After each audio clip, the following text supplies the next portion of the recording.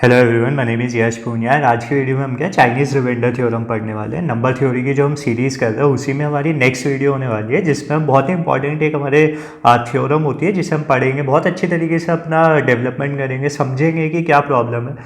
Mathematically भी देखेंगे, हम प्रोग्रामेटिकली भी देखेंगे, कोड भी देखेंगे, किस तरीके से सारी चीज़ें होती है। मैथमेटिकली हम क्या प्रूफ्स देखेंगे कि चाइनीज़ रिमाइंडर थ्योरम का क्या प्रूफ होता है, किस तरीके से सॉल्यूशंस हमारे पास आते हैं, किस तरीके से हम समझ सकते हैं कि अच्छा हमारे पास जो करेक्ट सॉल्यूशन आ रहा है वो क्या आ रहा है। पूरा अंडरस्टैंडिंग अपनी डेवलप करेंगे कि क्या एक्चुअल में चाइनीज़ रिमाइंडर थ्योरम होती है और इसका एक कंस्ट्रक्टिव प्रूफ होता है। मतलब वो सारी चीज़ें मैं आपको बताऊंगा कि किस तरीके से हम सॉल्व कर सकते हैं और एट द एंड हम किस तरीके से कोड करके अपनी प्रॉब्लम्स को सॉल्व कर सकते हैं। डिफरेंट डिफरेंट जो हमारी डिफरेंट हमारे कॉम्पिटेटिव प्लेटफॉर्म्स होते हैं जिनमें हमारी जिस तरह की प्रॉब्लम्स हमें पूछी जाती है उसे किस तरीके से सॉल्व कर सकते हैं, वो सारी चीज़ें यहाँ पर अंडरस्टैंड करेंगे।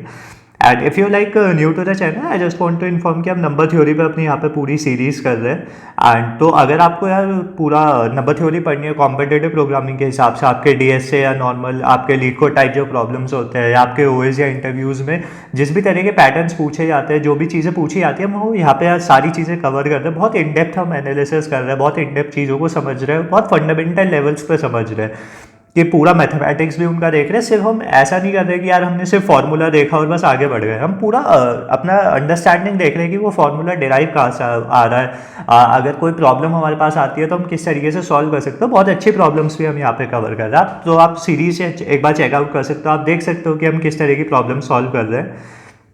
And please do subscribe and like share it with your friends.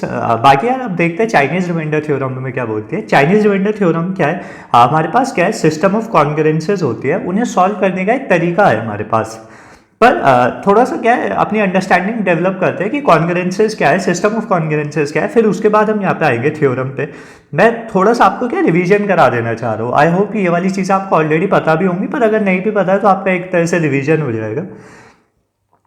तो हमें यहाँ पे क्या बोला हुआ है यार, इस तरह के हमारे पास स्टेटमेंट्स हमें बहुत जगह पे देखी जाती है। लाइक हमें ये x is congruent to a mod n, हमें इस तरीके से लिखा होता है, इसे रीड भी इसी तरीके से किया जाता है, लेकिन x is congruent to a modulo n। इसका सिंपल मतलब क्या होता है, वो चीज़ें हमें पहले ये चीज़ समझ में आनी चाहिए, उसके बाद हम इसे कैसे सॉल्व करते हैं वो सारी चीज़ें हमें समझ में आनी चाहिए। तो इसका सिंपल दो मीनिंग हमारे पास निकल कर आते हैं। मैथमेटिकली हम देखें तो इसका पहली चीज़ आती है कि n डिवाइड्स x माइनस ए। सीधी सी बात है, पहली जो हमारे पास अंडरस्टैंडिंग यहाँ पे आती है वो ये आती है कि n जो है वो डिवाइड कर रहा है x माइनस ए को। दिस इज x माइनस ए को डिवाइड कर रहा हूँ। सेकेंड हमारे पास अंडरस्टैंडिंग आती है कि x मॉड n आप करोगे, it is going to be equal to a mod n। मतलब कि x मॉड n ये हमें क्या बोलेगा, रिमाइंडर, एंड ये हमें क्या बोल देगा, एक रिमाइंडर देगा। तो ये जो x मॉड n और a मॉड n के जो हमारे रिमाइंडर्स होंगे, डिवाइड करेंगे हम n से, तो जो हमारे पास रिमाइंडर्स होंगे वो सेम आएंगे। ये हमारी सेकेंड अंडरस्टैंडिंग यहाँ से आती है। दोनों चीज़ों को हम यूज़ करेंगे और डिफरेंट डिफरेंट प्रॉब्लम्स में हमें चीज़ें यूज़ होती है और कैसे हमें समझ में आना चाहिए। तो पहली चीज़ हमें क्लियर होनी चाहिए यार, ये जो स्टेटमेंट है बहुत से यार स्टूडेंट्स के लिए कन्फ्यूजिंग हो जाती है, पर जो लोग ओलंपियाड्स वगैरह का बैकग्राउंड रखते हैं उनके लिए नॉर्मल चीज़ होती है। लेकिन मैं और लोगों के लिए भी ये चीज़ें बता देना चाहता हूँ कि इस स्टेटमेंट का एक तरह से मतलब क्या होता है, कि सिंपल से इसे रीड कैसे करेंगे, x is congruent to a modulo n। इसका मीनिंग क्या होगा, जो n है हमारे पास वो डिवाइड कर रहा होगा x माइनस a को। सेकेंड मीनिंग हमारे पास क्या होगा, x मॉड n, मतलब कि सीधी सी बात है, x को आप n से डिवाइड करोगे और x को a से डिवाइड करोगे तो हमारे पास क्या है, रिमाइंडर सेम आता है। तो इन दो अंडरस्टैंडिंग के बाद हम क्या आगे बढ़ते हैं, चीज़ों को और ज़्यादा समझने की कोशिश करते हैं। तो हमारे पास सिंपल इक्वेशंस आई, मैंने आपको बोला कि इस तरह के हमारे पास इक्वेशंस हैं, x is a mod n। ठीक है, अभी हमें क्या यार, इसी के लिए मैं सॉल्यूशन निकालने की कोशिश करता हूँ कि यार x के क्या क्या सॉल्यूशन हो सकता है। अभी हमारे पास सिर्फ एक ये इक्वेशन है, सिस्टम सिर्फ एक ही कॉन्ग्रुएंट इक्वेशन है हमारे पास, कॉन्ग्रुएंसी का हमारे पास रिलेशन है। सिर्फ इसके लिए हमारे क्या क्या सॉल्यूशंस हो सकते हैं, किस तरीके से हम आगे बढ़ सकते हैं, तो वो चीज़ें हम समझने की कोशिश करते हैं। तो पहले हमारे पास सिंपल एक एग्जांपल से स्टार्ट करते हैं, which is simply x is congruent to 3 mod 5। आपको यहाँ पे नोट्स मैं डिस्क्रिप्शन में प्रोवाइड कर दूंगा, वहाँ से देख सकते हैं। हमारे पास सिंपल एक कॉन्ग्रुएंस रिलेशन है जिसमें कि हमें दिया हुआ है x is congruent to 3 mod a। There is 3 mod 5। तो हमें पता है यार ए की वैल्यू यहाँ पे 3 है और एन की वैल्यू एक तरह से हमारे पास यहाँ पे 5 है, जो हमारे पास मॉड्यूलस की वैल्यू है, तो इन्हें हम रिमूव करते हैं। अब यहाँ पे हमें समझ में आना चाहिए यार एक्स के क्या क्या सॉल्यूशंस हो सकते हैं, एक्स की क्या क्या वैल्यूज हो सकती है जो इन चीज़ों को सेटिस्फाई करे। तो पहली चीज़ यार हमें यहाँ पे अगर हम अपनी जो अंडरस्टैंडिंग हमने जनरल अंडरस्टैंडिंग डेवलप की थी उससे हमें समझ में आता है यार एक्स माइनस 3 जो है इट शुड डिवाइड 5, मतलब एक्स माइनस 3 को अगर हम डिवाइड करेंगे 5 से वो हमारा क्या है रिमाइंडर यहाँ पे 0 छोड़ेगा। पहली अंडरस्टैंडिंग हमारे पास ये थी। और सेकंड हमारे पास क्या थी यार कि अगर मैं x का मॉड करता हूँ 5 से it is going to be equal to 3 mod 5, और आप 3 mod 5 करोगे तो आपको पता है यार 3 हमारे पास आने वाला है, तो x की वो सारी वैल्यूज हमारी सेटिस्फाई करेंगी जिनका हम 5 से मॉड करके वैल्यू 3 आएंगी। तो x की पहली वैल्यू हमारी क्या क्या वैल्यूज हो सकती है हम देखते हैं। x की वैल्यू एक तो 3 हो सकती है, क्योंकि आप क्या करोगे 3 mod 5 करोगे तो आपके पास 3 आने वाला है। सेकेंड हमारे पास क्या वैल्यू हो सकती है 8 हो सकती है। कैसे आई आप क्या 8 mod 5 करोगे तो आपके पास 3 आएगा। कैसे आप 8 को क्योंकि ऐसे लिख सकते हो ना 5 टाइम्स 1 प्लस 3, तो 5 टाइम्स 1 तो वो 5 से डिवाइड हो गया, हमारे पास रिमाइंडर कितना बचा 3 बचा, 3 हमें रिमाइंडर चाहिए बेटा। आप यहाँ पे देखोगे तो हमारे पास यही चीज़ आती है। तो हमारे पास सेकंड वैल्यू 8 हो गई, थर्ड वैल्यू हमारे पास 13 हो जाएगी। 13 mod 5 आप करोगे तो हमारे पास 3 आएगा, क्योंकि सिमिलर सी बात है यार, आप इसे 5 टाइम्स 2 प्लस 3 लिख सकते हो, तो 5 से डिवाइड होता है, 3 हमारे पास रिमाइंडर बचता है। दैट्स वाई हम क्या है इस तरह से 13 हमारे पास वैल्यू आ सकती है। नेक्स्ट हमारे पास 17, नेक्स्ट हमारे पास 18 वैल्यू आएगी, which is because 15 plus 3 is 18, 15 हमारा डिवाइड होता है, 3 हमारा रिमाइंडर बचता है क्योंकि हम 5 से मोड़ ले रहे हैं। तो मतलब हमें यार एक चीज़ मैं जो आपको अंडरस्टैंडिंग डेवलप कराना चाह रहा हूँ बस वो यही है कि हम अगर हमारे पास एक सिस्टम ऑफ लीनियर इक्वेशन है तो कैसे सॉल्यूशंस हम निकाल सकते हैं। तो आप यहाँ पे एक चीज़ देखोगे तो यार हम इसे मैथमेटिकली भी देख सकते हैं यार। 3 जो हमारा पहला सॉल्यूशन था वो तो ए ही है, और उसमें हम ऐड क्या कर रहे हैं आप देखोगे हमने सिर्फ 5 ही ऐड करते हम जा रहे हैं, आगे आगे 5 ही ऐड करते जा रहे हैं, तो विच is simply n times k। तो ये हमारे पास यार सिंपल फॉर्मूला निकल के आ जाता है कि x के हमारे पास क्या क्या वैल्यूज आ सकती है। k की वैल्यूज आप क्या 1 to n जो भी आप लेना चाहें वो ले सकते हैं। किस तरीके से अब k की वैल्यू मैंने 1 रखी तो x की वैल्यू मेरे पास k की वैल्यू फॉर एग्जांपल मैंने 0 रखी तो x की वैल्यू 3 आ गई, इसका रिमाइंडर आप करोगे तो वही आएगा। k की वैल्यू मैंने 1 रखी तो ये this is simply 3 plus n times 1, and ये हमारे पास क्या आ जाता है 8 आ जाता है, फिर 13 आ जाएगा, 18 आ जाएगा। इस तरीके से जैसे जैसे हम k की वैल्यूज़ को इंक्रीज करते जाएंगे तो हमारे पास जितने भी हमारे सॉल्यूशंस हो सकते हैं वो सारे आ जाएंगे। यहाँ से हमने समझा यार अगर मेरे पास एक इक्वेशन है x की एक इक्वेशन है कॉन्ग्रुएंस रिलेशन में सिर्फ एक ही चीज़ मेरे पास आती है तो मैं किस तरीके से सॉल्यूशन निकाल सकता हूँ। मैंने एक फॉर्मूला डिराइव कर लिया कि यार x equals to a plus k n. ये वाली चीज़ आपको ऑलरेडी भी पता होगी लेकिन फिर भी हम थोड़ा सा अपना रिवाइज कर लेते हैं चीज़ों को। तो हमें क्या है एक सिस्टम ऑफ लीनियर इक्वेशन से काम आ गया कि यार जब मेरे पास x equals to a1 mod n1 है मेरे पास, कुछ इस तरह का मेरे पास आता है तो मैं इसका सॉल्यूशन निकाल सकता हूँ। क्या मेरे पास सॉल्यूशंस होंगे x a1 plus n1 k की वैल्यू 0 to n हमारी कुछ भी हो सकती है, जितने भी हम सॉल्यूशंस निकालना चाहें उतने हमारे पास k की वैल्यूज हो सकती है। अब एक बार चाइनीज रिमाइंडर थ्योरम पे आते हैं दोबारा से कि हम चाइनीज रिमाइंडर थ्योरम हमारी क्या कहती है। चाइनीज रिमाइंडर थ्योरम हमें क्या मदद करती है सॉल्व करने में जब हमारे पास सिस्टम ऑफ कॉन्ग्रुएंसेस आती है। जब हमारे पास सिर्फ एक कॉन्ग्रुएंस थी तो हमने देख लिया यार किस तरीके से हम सॉल्यूशन निकाल सकते हैं, बट अब हमारे पास अगर इस तरह के सॉल्यूशंस आए कि x is congruent to a2 mod n2, x is congruent to a3 mod m3, इस तरीके अब हमारे पास डिफरेंट मॉड्यूलर्स है। अब अगर आप देखोगे तो हमारे पास a1 a2 a3 है एंड हमारे पास सबके मॉड्यूलर्स अलग है कि किस किस का हमारे मॉड करना है, और इन सबको आप करते हो तो हमारे पास क्या आंसर x आ रहा है which is a common answer. तो अब हम इसमें x की वैल्यू को किस तरीके से फाइंड आउट करते हैं वो हमें चाइनीज रिमाइंडर थ्योरम हेल्प करती है उस चीज़ में। चाइनीज रिमाइंडर थ्योरम क्या बोलती है मैं आपको स्टेटमेंट बताता हूँ कि हमारे अगर हमारे जो m1 m2 और m3 सिंपल सी बात है mn तक जो भी हमारे मॉड्यूलस है जो भी हमारे मॉड है जिनसे हम मॉड ले रहे हैं, अगर वो पहली चीज़ पेयर वाइज को प्राइम है, अगर वो हमारे पेयर वाइज को प्राइम है तो पेयर वाइज को प्राइम का मतलब आप समझते होंगे कि अगर आप GCD लेते हो which is mi and mj का तो वो हमारे पास क्या है हमेशा 1 आएगा, जिसमें i is not equals to j वाली चीज़ है हमारे पास कि मतलब अगर आप किसी भी दो पेयर्स को लेते हो और उनका GCD निकालते हो तो हमारे पास हमेशा 1 आएगा। उन पेयर्स को हम क्या पेयर वाइज को प्राइम बोलते हैं। लाइक फॉर एग्जांपल 3 5 7 आया, आप 3 और 5 का GCD लोगे 1 आएगा, आप 5 और 7 का GCD लोगे आपके पास 1 आएगा, 3 और 7 का लोगे आप उसमें हमारे पास 1 आएगा। तो इस तरह के हमारे जो पेयर्स होते हैं पेयर वाइज को प्राइम होना चाहिए जिसमें कि ये हमारी इक्वेशन सेटिस्फाई करे। जो सिंपली आपको पता लगा होगा GCD of MI is equals to 1 and I is not equals to J हमारे पास है। तो अगर हमारे पास इस तरह का मॉड्यूलस है, ये जो अभी मैं आपको एक जनरल स्टेटमेंट नहीं बता रहा हूँ, इसे क्या चाइनीज रिमाइंडर थ्योरम की वीक फॉर्म भी बोलते हैं, CRT से मैं रिप्रेजेंट करूँ, इसे वीक फॉर्म भी बोलते हैं। स्ट्रॉन्ग फॉर्म हम आगे देखेंगे, पर अभी हमें पहले वीक फॉर्म समझ में आनी चाहिए, जिसमें कि पेयर वाइज को प्राइम है। हम क्या चाइनीज रिमाइंडर थ्योरम को मॉडिफाई भी कर देते हैं जब हमारे पास पेयर वाइज को प्राइम नहीं भी होते नंबर, तो उस केस में भी हम सॉल्यूशन निकाल लेते हैं। पर पहले हमें बेसिक्स पता होने चाहिए, फंडामेंटल्स हमारे क्लियर होने चाहिए। तो हमारे पास पहली चीज़ आती है कि अगर मेरे पास सारे मॉड्यूलस जो है वो पेयर वाइज को प्राइम है, तो हमारी जो चाइनीज रिमाइंडर थ्योरम है वो हमें बोलती है कि जो हमारा क्या है, इस कंडीशन में एक यूनिक सॉल्यूशन एग्जिस्ट करेगा। और वो यूनिक सॉल्यूशन क्या होगा, it should be unique mod capital M।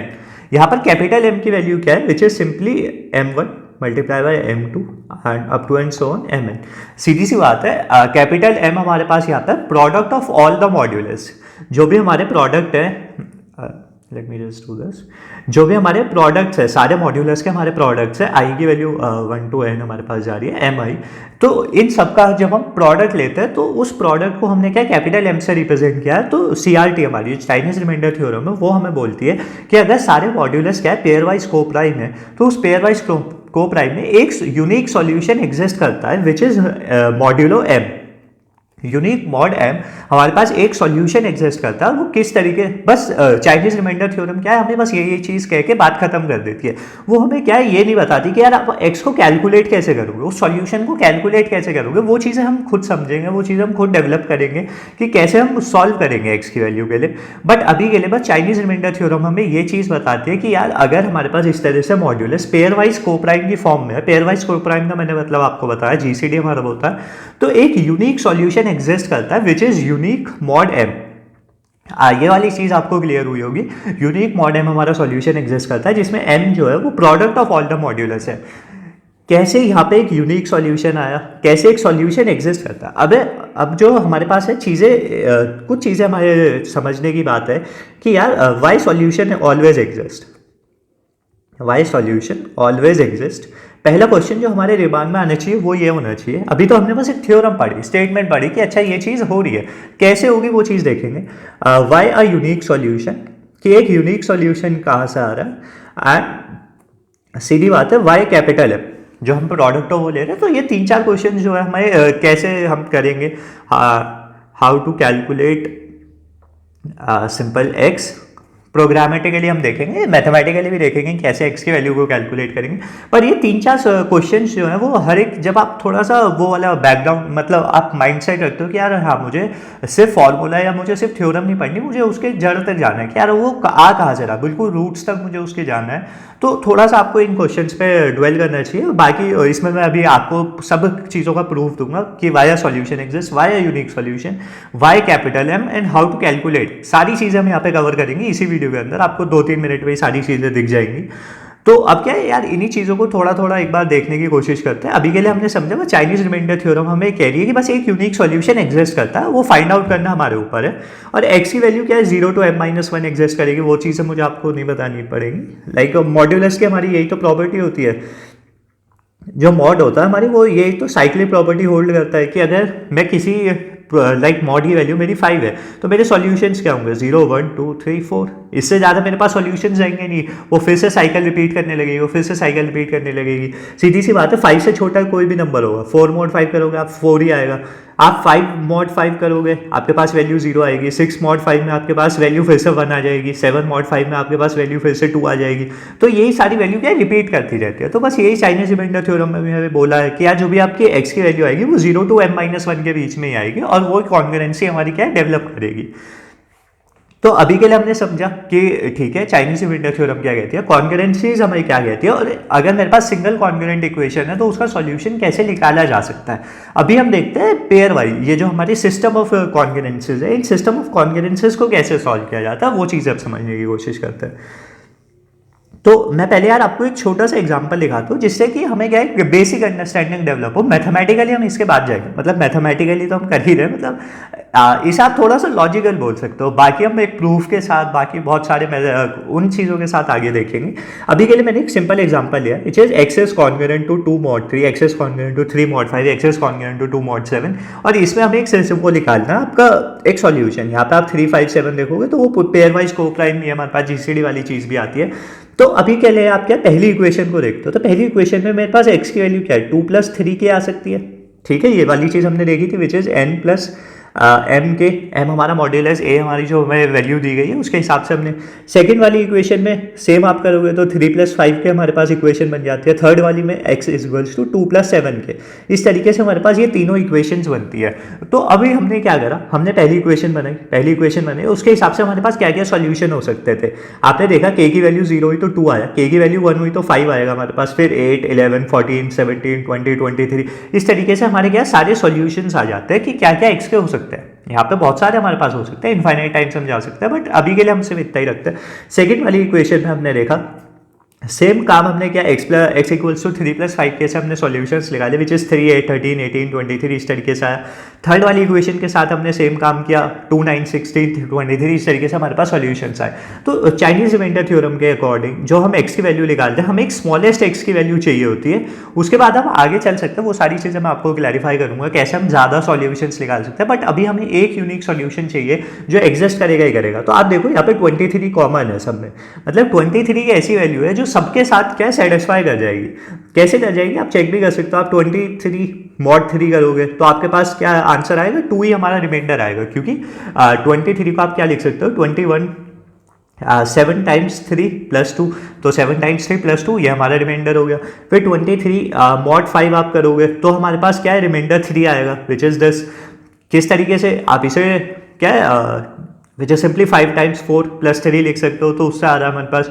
फिर 23 mod 7 आप करते हो तो उसके पास हमारे पास रिमाइंडर 2 आता है। सेम हमारे पास, क्योंकि ये 21 + 3 है हमारे पास, 21 इज डिवाइडेड बाय 7, तो इस तरीके से हमारे पास रिमाइंडर आता है। तो हमने चेक भी कर लिया कि यार हाँ 23 एक ऐसा सॉल्यूशन है जो सबके लिए एग्जिस्ट करेगा। बट जब हम यार प्रोग्रामेटिकली देख रहे हैं, हम जब मैथमेटिकली देख रहे हैं, तो ज़रूरी तो है नहीं कि यार हमारे पास बस 3 या 4 इक्वेशन आएंगी और कि हम सब में इस तरीके से क्या अपना हिट एंड ट्राई वाला मेथड करके कि हम थोड़े बहुत सॉल्यूशंस लेके वो सब कर लेंगे।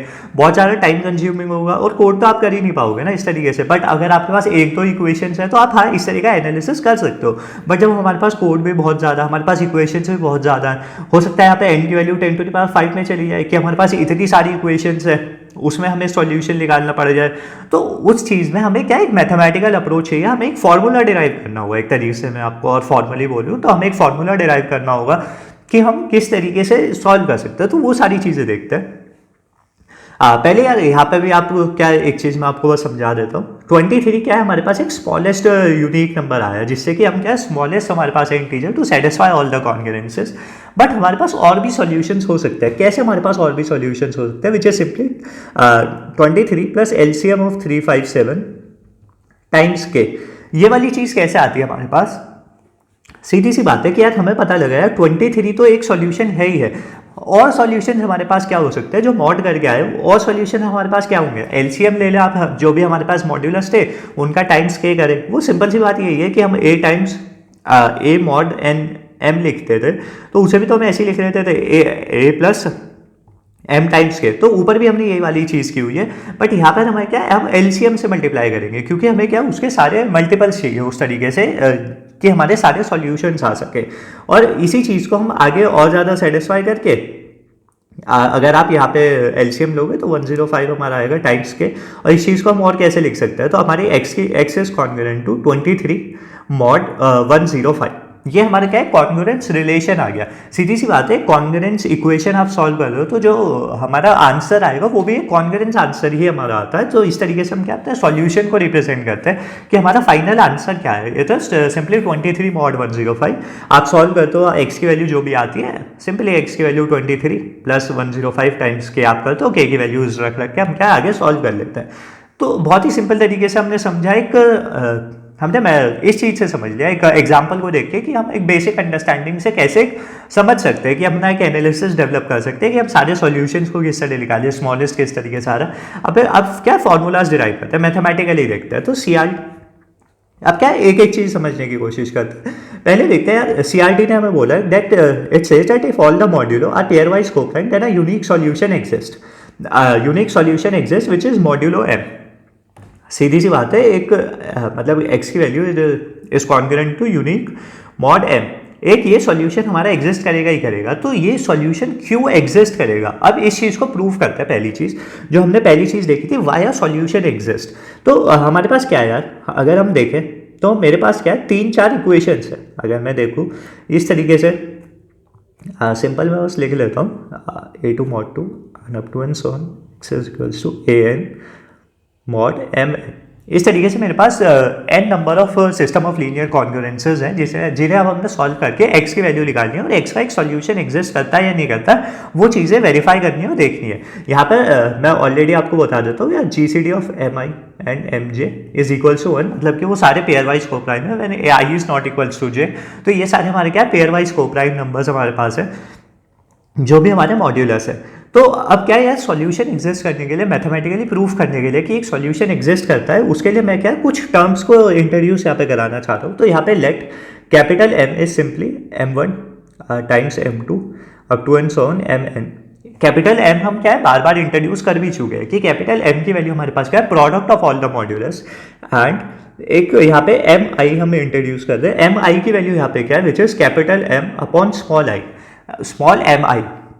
स्मॉल एम आई हमें पता है कि एक पर्टिकुलर कॉन्ग्रुएंस का हमारा, उस पर्टिकुलर कॉन्ग्रुएंस का हमारा मॉड्यूलस क्या है, ठीक है। तो एम आई हमें क्या बता रहा है, मतलब कि जो आपका कैपिटल एम आई है वो आपको क्या बता रहा है कि फॉर एग्जांपल यहाँ पे m3 की वैल्यू मैं निकालना चाह रहा हूँ, कैपिटल m3 की वैल्यू, और ऊपर मेरे पास क्या है m1 times m2 times m3 up to and so on times mn तक है मेरे पास फॉर एग्जांपल, अपॉन m3 यहाँ पे आएगा।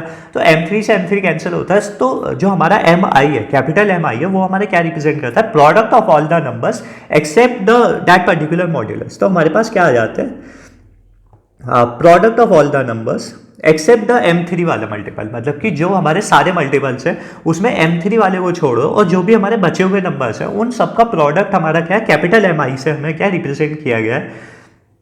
इन दोनों टर्म्स का क्या सिग्निफिकेंस है वो आपको थोड़ी देर में समझ में आ जाएगा, क्यों हमने ये वाली टर्म्स इंट्रोड्यूस किया और क्यों हम इन चीज़ों को समझना चाह रहे हैं यहाँ पे। तो कैपिटल एम आई की वैल्यू क्या है, product of all the numbers accept that particular modulus, उन सारे मॉड्यूलस का हम प्रोडक्ट ले रहे हैं उसे छोड़ के, ठीक है। हमें ये चीज़ समझ में आती है। पर यहाँ से हम क्या है, एक सिंपल ऑब्जर्वेशन कर सकते हैं कि यार अगर मैं GCD निकालूँ, GCD किसका, कैपिटल mi और स्मॉल mi का, तो यहाँ पे GCD मेरा 1 आएगा। क्यों मेरा GCD 1 आएगा यार, आप एक चीज़ सोच के देखो, अगर मेरे पास बस m1 m2 और m3 है और मैं यहाँ पे क्या है m2 की वैल्यू को निकालना चाहूँ, m2 और स्मॉल m2 का अगर मैं GCD निकालना चाहूँ, ठीक है, तो GCD ऑफ कैपिटल M2 मेरे पास क्या है, which is simply m1 multiply bye m3, और ये है मेरे पास m2। तो आप अगर इन दोनों को देखोगे तो यार m1 m3 और m2 ये क्या है, पेयर वाइज कोप्राइम है।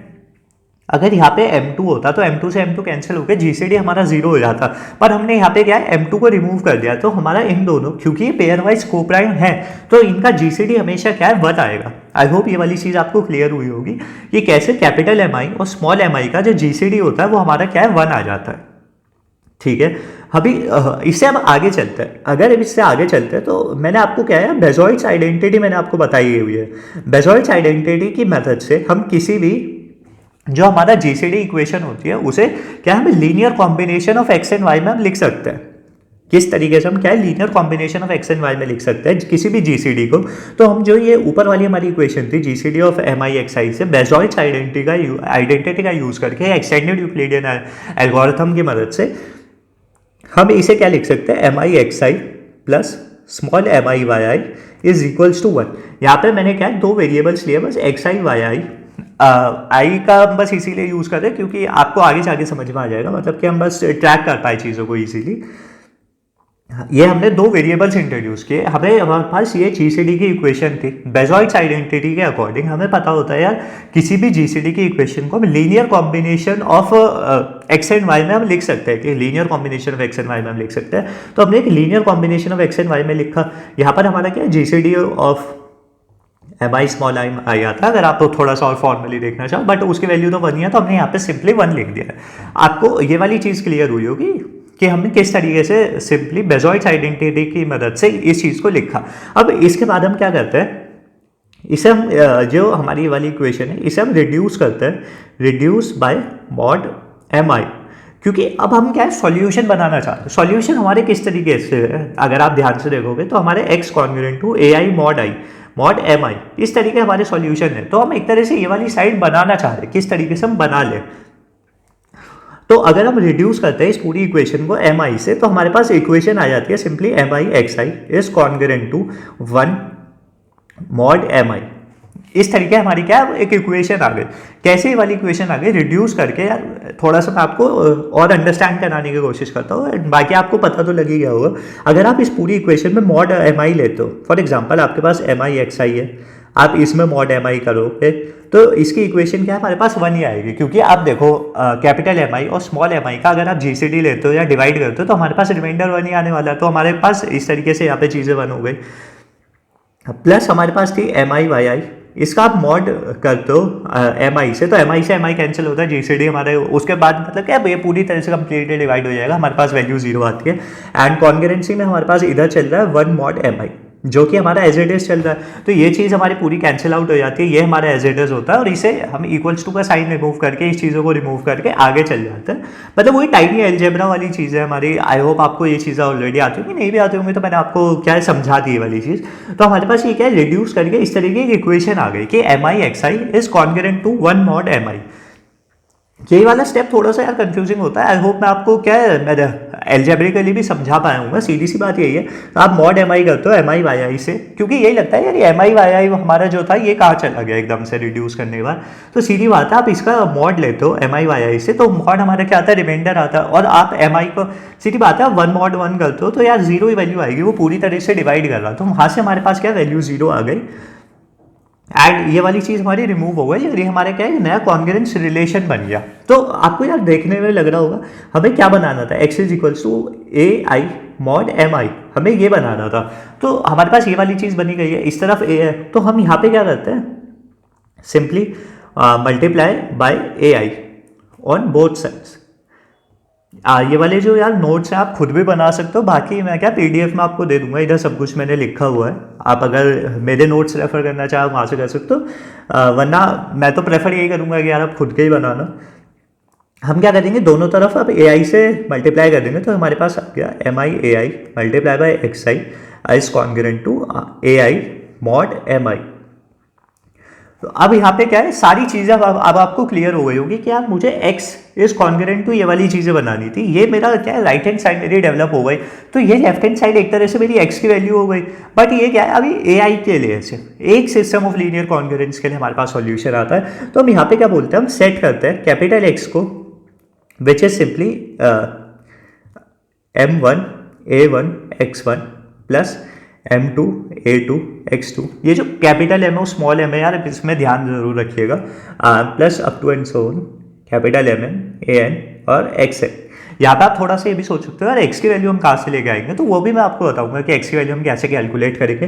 बट अभी के लिए मैं आपको बोल रहा हूँ कि हम ये वाली इक्वेशन एक सेट करते हैं और इस वाली इक्वेशन को समझने की कोशिश करते हैं कि ये इक्वेशन हमारा सॉल्यूशन कैसे बन जाएगी आगे चल के। हमने एक कॉन्ग्रुएंस के लिए ये सॉल्यूशन निकाला, तो सारी कॉन्ग्रुएंसेस के लिए हमारे पास ये सॉल्यूशन आता है। अब यहाँ पे आप क्या एक ऑब्जर्वेशन कर सकते हो, किस तरीके हमारे पास यहाँ पे ऑब्जर्वेशन आती है कि यार अगर मैं एम आई और मॉड एम आई वाली चीज़ करता हूँ, ये वाली चीज़ करता हूँ, और इसमें अगर मेरे पास i is not equals to j है, मतलब कि अगर मैं देखूँ which is simply m i mod small m i, और इस चीज़ को मैं कैलकुलेट करना चाहूँ and this is simply mod m j and i is not equals to j. सीधी सी बात है, क्योंकि एम आई क्या है उसका मल्टीपल है। जैसे मैंने आपको बताया था यार, अगर मेरे पास small m1 m2 and m3 है और मैं कैपिटल m2 का मॉड करना चाहूँ स्मॉल m3 से, मतलब कि सीधी सी बात है आई इज नॉट इक्वल्स टू जे, तो कैपिटल m2 मेरे पास क्या है m1 m3 मॉड करोगे आप m3 से तो आपका रिमाइंडर हमेशा 0 ही आएगा। आप चाहे मॉड m1 के साथ कर लो तो भी आपका रिमाइंडर 0 ही आएगा। आप यहाँ पे 3 लिख लो तो यहाँ पे आपके पास m1 m2 हो गया, फिर भी आपका 0 आएगा। तो मतलब एक चीज़ हमें यहाँ पे ऑब्जर्व हुई कि यार जब भी मेरा i is not equals to j है तो उस केस में मेरे पास हमेशा आंसर क्या आता है, 0 आता है। जब भी हम मॉड ले रहे हैं, जब भी हम चीज़ों देख रहे हैं मॉड वाली, तो हमेशा आंसर वहाँ पर मेरे पास 0 आता है। ठीक है। अब सेकंड वाली चीज़ जो हमारे पास, ये ऑब्जर्वेशन तो हमारी हर वक्त कॉन्क्रीट ही रहने वाली है क्योंकि हमने सॉल्यूशन ही इस तरीके से बनाए हुए हैं। सेकंड जो अंडरस्टैंडिंग हमारे यहाँ से डेवलप होगी वो ये है कि यार अगर मेरा सिंपल ये वाली चीज़ है एम आई मॉड एम जे, और अगर मेरा आई की वैल्यू इक्वल्स टू जे है, मतलब कि सीधी सी बात है मैं m two mod small m two करता हूँ तो इसमें मेरे पास एम टू की वैल्यू एक तरह से एम वन एम थ्री है, मॉड एम टू में कर रहा हूँ तो ज़रूरी नहीं है कि मेरे पास हमेशा रिमाइंडर वन है, ज़रूरी नहीं है मेरे पास हमेशा रिमाइंडर वन है, मेरे पास कुछ और भी रिमाइंडर्स आ सकते हैं। ऐसा नहीं कि मेरे पास हमेशा रिमाइंडर जीरो ही आएगा, मतलब कि हमेशा ऐसा नहीं है कि m i is equals to one mod m i हो जाए मेरे पास, जब मेरे पास आई की वैल्यू इक्वल है तो ये ज़रूरी नहीं कि हर बार हो जाए। इसे कैसे हम फिक्स कर सकते हैं कि ये चीज़ हमेशा ये चीज़ हमेशा वन के इक्वल हो जाए, क्यों हम इसे वन के इक्वल करना चाह रहे हैं। हमने जो ऊपर इक्वेशन देखी थी आप ध्यान से देखोगे तो हमने m i x i is mod m one m i लिखा था।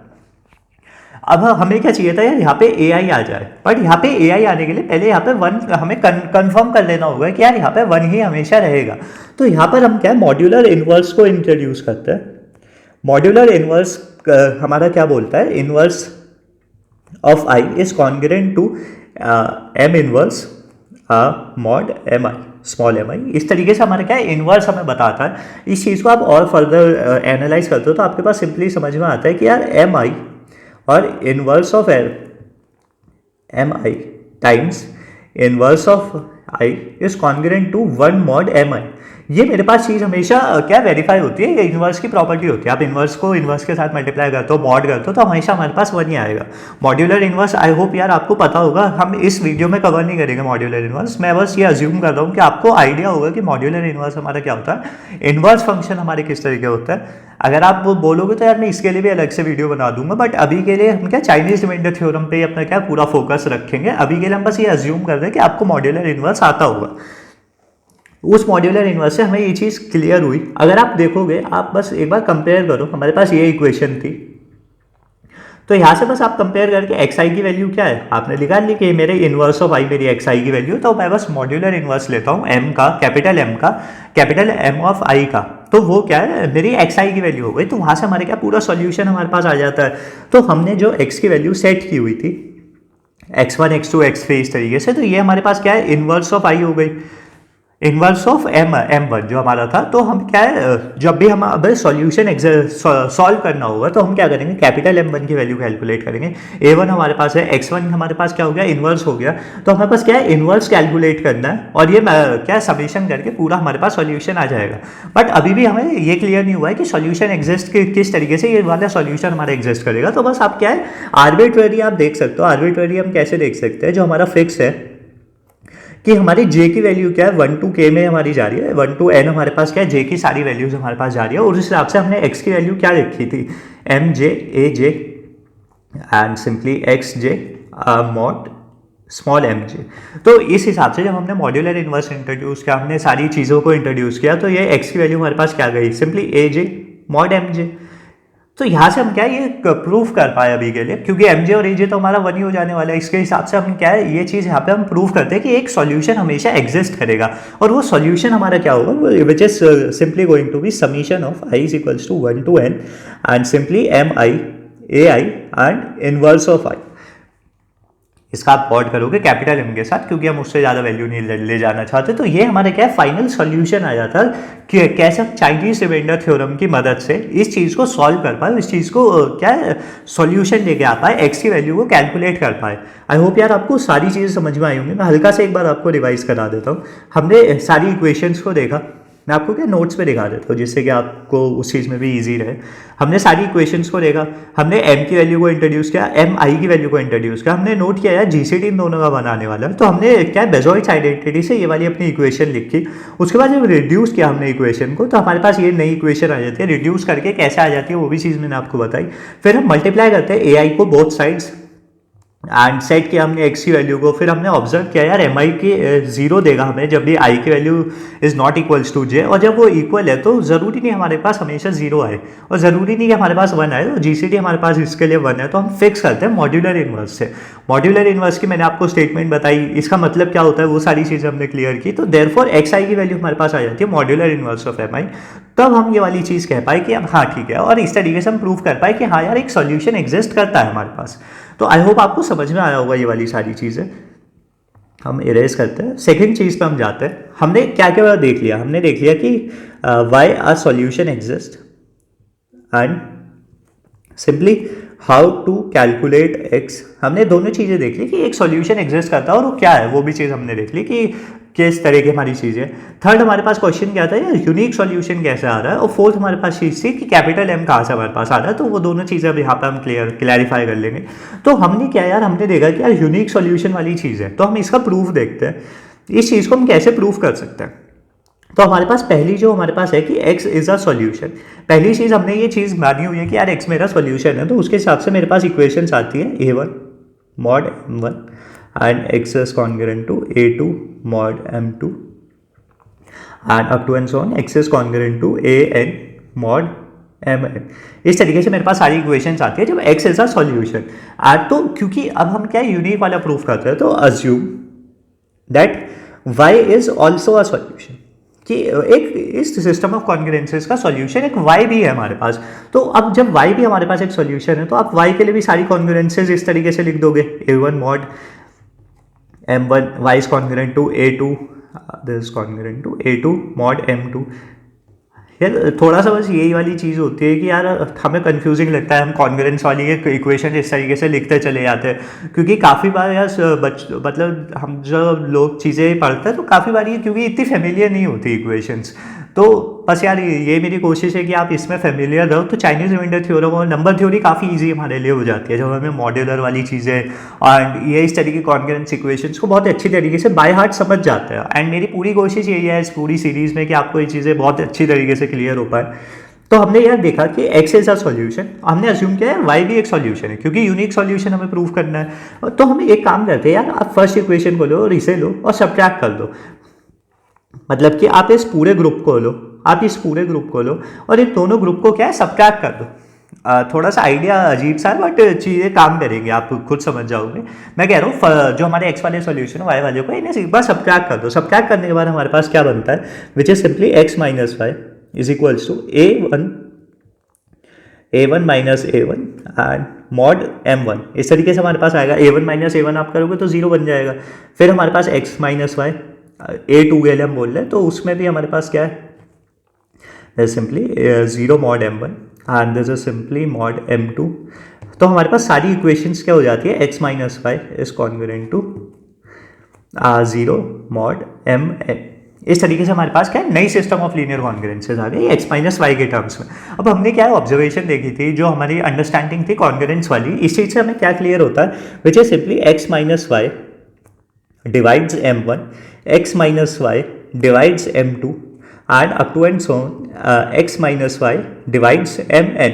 ये वाली चीज़ तो हमने देखी थी कि यार x अगर ये है, ये a है, तो x माइनस ए डिवाइड्स m, और a की वैल्यू तो जीरो ही है और बस हमारे पास x बच जाता है, तो x minus y divides m1।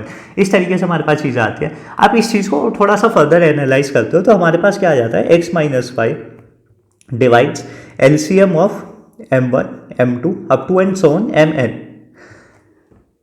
आई होप ये वाली चीज़ भी आपको क्लियर होगी कि कैसे x minus y divides the LCM of all of this. सीधी सी बात है यार, अगर मेरे पास कोई नंबर x डिवाइड्स 3 है, x डिवाइड्स 5 है और मैं इन दोनों को कंबाइन कर रहा हूँ, तो एक तरह से मेरे पास x एक वो नंबर होगा जो डिवाइड करेगा एलसीएम ऑफ 3,5। मतलब कि जो मेरा एक ऐसा नंबर होगा जो 3 और 5 दोनों को डिवाइड कर रहा है, तो वो कौन सा नंबर होता है, वही तो लीस्ट कॉमन मल्टीपल एलसीएम के बाय डेफिनेशन ही हमारी ये होती है कि एक ऐसा नंबर जो भी हमारे फर्दर नंबर्स हैं उन सभी को डिवाइड कर रहा है। अब क्योंकि x माइनस वाई जो है m1 को भी डिवाइड कर रहा है, m2 mn सबको डिवाइड कर रहा है, तो सिंपल सी बात है कि x माइनस वाई क्या हमारा एलसीएम ऑफ सबको डिवाइड करेगा। अब यहाँ पे हमें क्या दूसरी चीज़ समझ में आती है यार, जो मेरे m1 m2 up to and so on mn है, वो सब क्या है हमारे, क्या है पेयर वाइज कोप्राइम है। और जब हम पेयर वाइज कोप्राइम नंबर की बात करते हैं तो उन सबका एलसीएम हमारे पास क्या होता है, उन सबका एलसीएम सिंपली उनका मल्टीप्लिकेशन ही होता है। सीधी सी बात है यार, अगर आप 3 और 5 और 7 का क्या है एलसीएम लेना चाहो तो एलसीएम, क्योंकि इनमें कुछ कॉमन है ही नहीं, तो 3 5 10 इनका क्या है, सीधा क्या मल्टीप्लीकेशन ही होता है। सो दैट्स वाई हमारी ये वाली चीज़ भी क्लियर होती है। तो हम यहाँ पे क्या बोल सकते हैं, x minus y is simply it simply divides M1 M2 and up to and so on Mn। यहाँ से हमारे पास ये वाली चीज़ क्लियर होती है कि वो कैसे इन सबके मल्टीप्लीकेशन को डिवाइड कर रहा है। अब जो हमने कॉन्करेंस वाली इक्वेशन पढ़ी थी, क्योंकि ये डिवाइड कर रहा है तो हम, और ये x माइनस वाई डिवाइड कर रहा है, तो हम इसे एक तरह से ऐसे भी तो लिख सकते हैं यहाँ पे।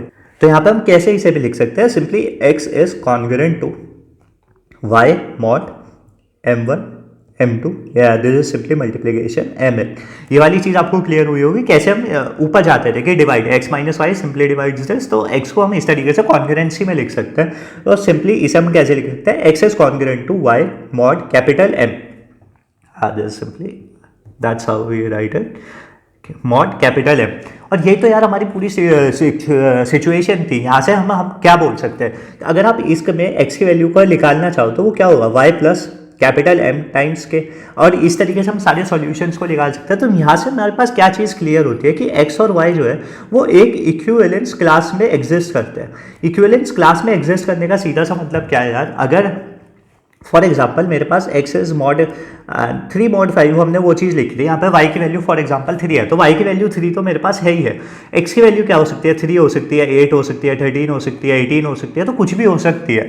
तो अगर आप यहाँ पे देखो तो हमारे पास सॉल्यूशन क्या हुआ, एक ही यूनिक सॉल्यूशन हुआ, पर और भी हमारे पास सॉल्यूशन हो सकते हैं। तो इन्हें क्या हम सेम इक्विवेलेंस क्लास में बोल देते हैं, और इस तरीके से हम प्रूव कर देते हैं कि ये यूनिक सॉल्यूशन ही हमारे पास एग्जिस्ट करेगा, क्योंकि ये सेम इक्विवेलेंस क्लास में हमारे पास होती है। और कैसे कैपिटल M आया हमारे पास, वो भी चीज़ आपको क्लियर हो गई होगी।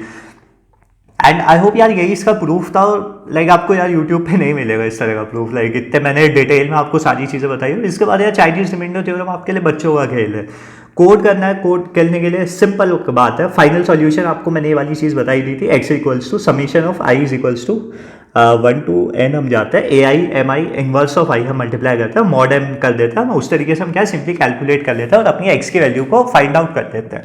कैसे ये पूरा सॉल्यूशन आए, कैसे ये पूरा डेरिवेशन आए, ये समझना ज़रूरी था, क्योंकि इसका क्या है, एक कंस्ट्रक्टिव प्रूफ है। और कंस्ट्रक्टिव प्रूफ का मतलब है कि आप इस तरीके प्रूफ को फॉलो करते चले जाते हो और आपका एक सॉल्यूशन आ जाता है। तो बहुत सारी हमारे पास इस तरह की प्रॉब्लम्स हो सकती है जिसमें हमें प्रूफ की ज़रूरत पड़ जाए, कि डायरेक्ट फार्मूला नहीं लग रहा, प्रूफ लग रहा है। तो जब आप अच्छे लेवल की प्रॉब्लम्स करते हो, आप अच्छे जगह पे प्रॉब्लम्स करते हो, तो आपको ये सारी चीज़ें क्या है टेस्ट की जाती है आपकी, कि आपको किस लेवल पे चीज़ें आती हो। जब आप इस लेवल पे चीज़ें पढ़ते हो तो कॉन्फिडेंस ही यार अलग होता है। लाइक आप एक दो बार वीडियो दोबारा देखना, आपको अगर समझ में नहीं आती है कुछ चीज़ें, आप कमेंट करके ज़रूर मुझे बताना, तो आपका और ज़्यादा अंडरस्टैंडिंग बहुत ही ज़्यादा सॉलिडिफाई हो जाएगी।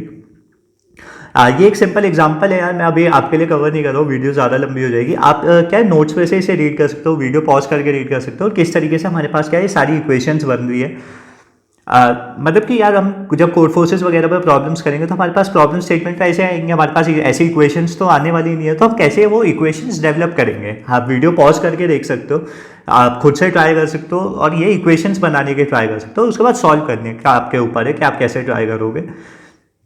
नेक्स्ट एक बार हम जल्दी से कोड देख लेते हैं। कोड हमारा क्या बोलता है, C++ में मैंने कोड लिखा, जावा पाइथन आप इजीली फॉलो कर पाएंगे, फास्ट हमारे पास हेडर्स वगैरह हुए। उसके बाद क्योंकि हम मॉड्यूलर, मैं आपको क्या है यहाँ से दिखाता हूँ, मेन फंक्शन हमारे पास है, ए और एम की वैल्यू हमें क्या है ज़्यादातर एरे की फॉर्म में ही दी जाएंगे। चाइनीज रिमाइंडर हमारा क्या है, ए और एम जो हमारे वेक्टर्स है वो हमने दिया है। ये हमारा फंक्शन है चाइनीज रिमाइंडर, जो हमें कैलकुलेट करके देगा, जिसमें लॉन्ग एम हमने पहले कैलकुलेट किया। लॉन्ग एम हमारे क्या multiplication of all of these, x की वैल्यू हमारे पास स्टार्टिंग में 0 है, और हम क्योंकि हर कॉन्वर्जेंस वाली इक्वेशन के हिसाब से, मतलब हमारे पास क्या है ए आई एम आई और इनवर्स ऑफ एम आई, मतलब कि इनवर्स ऑफ आई, इस तरीके से हम कैलकुलेट करते हैं। तो हम एक एक इक्वेशन में जाकर वो सब निकालते हैं। एम आई कैलकुलेट करते हैं हम पहले, m i is simply m upon small m i. M i की डेफिनेशन क्या थी, capital m upon small m i, तो वही हमने यहाँ पे काम किया हुआ है। उसके बाद हम इन्वर्स कैलकुलेट करते हैं, जो हमारा मॉड इन्वर्स वाला फंक्शन है वो मैं आपको दिखा दूंगा।